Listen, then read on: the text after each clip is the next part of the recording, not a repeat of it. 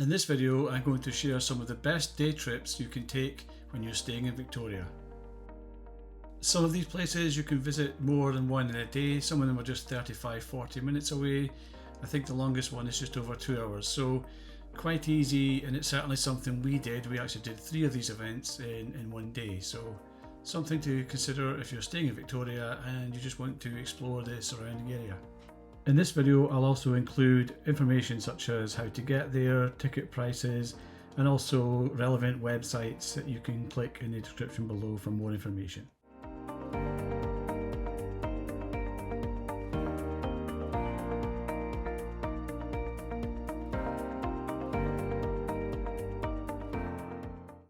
First recommendation on my list is a visit to the Butchart Gardens. The Butchart Gardens are 20 kilometres from Victoria. It takes us about 25 to 40 minutes to get there depending on traffic.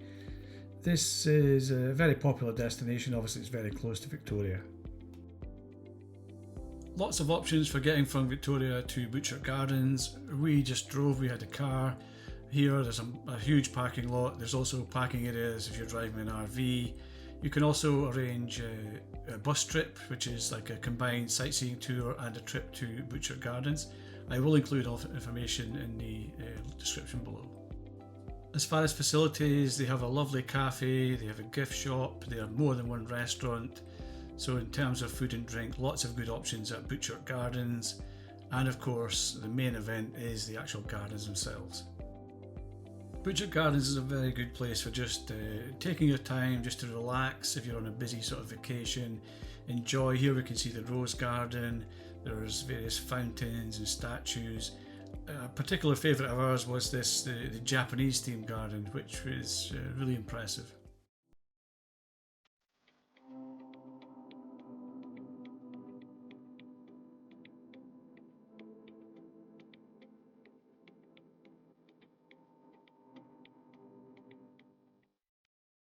The centrepiece of Butchart Gardens is the sunken garden. This is around 5 acres. It used to be an old limestone quarry, and then they started taking the topsoil back into the quarry to eventually have this vision of creating the stunning gardens that you see before you now. So it really is impressive.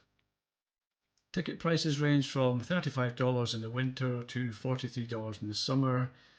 They also have different events on. For example, July and August they have fireworks.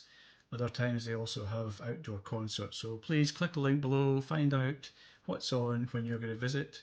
And you'll also find information such as serving members of the Canadian Armed Forces get in for free, serving members of other forces across the world get 50% discount. So please use the link to find some useful information. Next on my list is a visit to the Malahat SkyWalk. The Malahat SkyWalk is 33 kilometres from Victoria. It takes about 30 to 50 minutes to get there by car. The Malahat SkyWalk is open all year. However, please check the link in the description below for opening times depending on when you visit. The price doesn't vary. For an adult it's $42.95. Lots of free on-site parking at this one. There's also a free shuttle bus that goes from Victoria. Between the end of June, start of September, 7 days a week. Out with those times, it's just Saturdays and Sundays. So that may be another option if you didn't want to drive. This is a relatively new facility, so the on-site facilities such as the washrooms were really good. They have a cafe, they have a gift shop. You'll see later there's an ice cream stand that sells really nice ice cream. You'll see several of these pretty cool driftwood sculptures around the site. To get to the tower itself, you use this 600-metre long elevated skywalk. Takes roughly sort of 10 minutes to get there. You can stop off in the way. They have lots of these little activities, not just for children, for grown-ups too.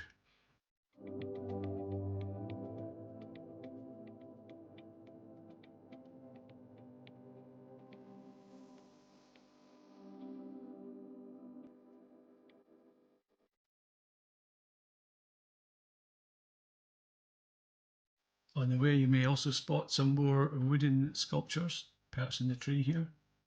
At the end of the skywalk you arrive at the tower itself. This is a 36-metre tower, However, when you're up at the top, because you're already on the sort of mountainside, you're actually 250 metres above sea level. So as you'll see, you do get a very impressive view from the top. In terms of how busy, all of the things it will show in this video, we visited during early June. So that'll give you an idea of the time of year, how busy they are. This, I think, was around midday we were visiting the Malahat SkyWalk. On the way up, you do get a sort of preview of the stunning views that await you at the top.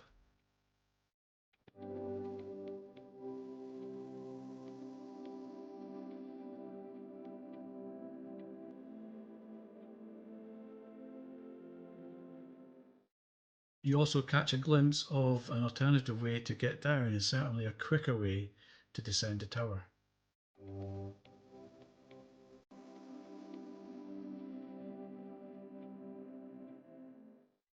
As you make your way up the tower, there's also various bits of information, gives you a bit of background about the tower, how it was constructed, etc. And then you reach the top, slightly out of breath, but the breathtaking view is certainly worth it.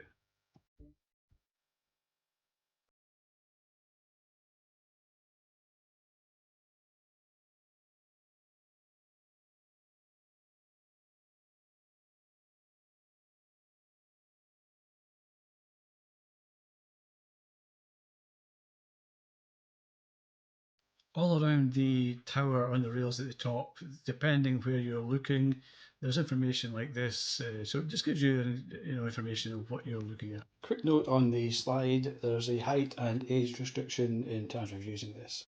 In the area at the base of the tower, you have this small cafe, you have this ice cream selling outlet, and there's lots of seats here, lots of outdoor seating areas. There's a small play park area for small children as well. In terms of food and drink prices, you're looking at sort of $10 for the hot dog and around $4 for a coffee. And for the ice cream, you're looking around $7, $8, which we thought was quite expensive. However, the ice cream was really nice. And you had these seats sitting overlooking your valley to enjoy it in. On the way back out, you have the option of taking the elevated skywalk, or you can follow this Luke's Lane if you want just a sort of different scenery as you make your way back to the entrance. And finally, as you arrive back at the starting point, you'll pass through the gift shop to exit. I had to say the quality of the gifts here, some locally made crafts, were really good.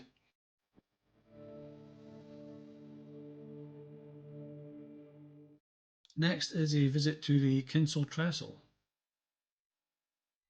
The Kinsol Trestle is free to visit. It's 48 kilometres away and takes 45 minutes to an hour to get there. There's a large parking lot when you arrive. There's also pit toilets. To get from the parking lot to the actual trestle takes about 15 minutes. The trail's good, and I would say yes, it's accessible for people with strollers, wheelchairs, etc. It's relatively flat. This one, just a bit different. It's the first time we'd ever been to something like this. And yeah, you do get some really nice views when you're up in the trestle. As you can see here, also we were arrived about maybe just after 4 p.m. and you can see we pretty much had the trestle to ourselves. So yeah, it was just something a bit different. Again, nice and peaceful, really stunning scenery all around, and it's free.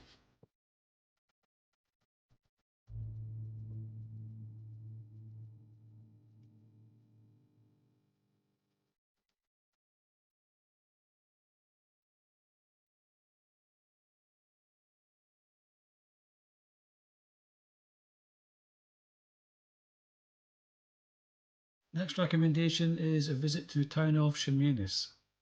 Chemainus is 80 kilometres from Victoria. It takes between an hour and 5 minutes and an hour and 50 minutes to get there. I can highly recommend a visit to Chemainus. It's just a really nice town. It has an outdoor market every Wednesday, May to September. Has a lovely park, water wheel park for relaxing or if you want to go with the kids. It has a nice sort of harbour area, and one of the things that Chemainus is famous for are the murals. They have over 60 murals on the buildings dotted around the town, and they really are quite impressive to see.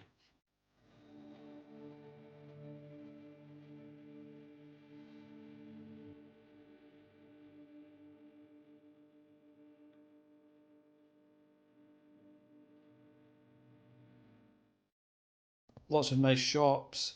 They also have a lot of wood carvings and sort of hedge carvings that just makes this town just something just a bit different and definitely worth adding to your list.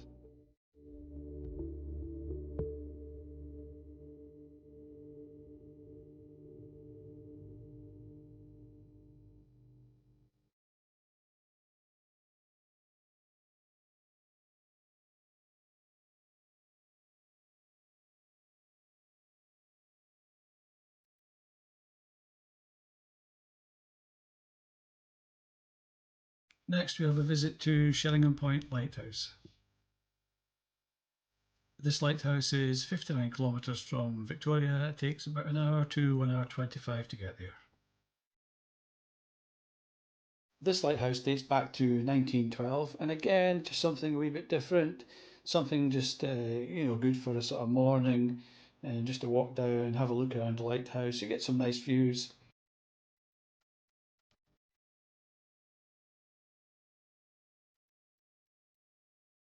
Again, at this one, there's free parking lot. It takes about 10 minutes to get from the parking lot to the actual lighthouse. In terms of accessibility, in some parts there are a few steps to negotiate, and in some parts it is a little bit steep. So, in terms of accessibility, it's something to consider if mobility is an issue or people with strollers, for example.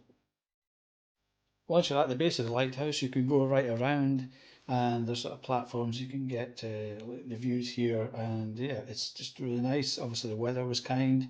Everything like this is always nice on a nice sunny day.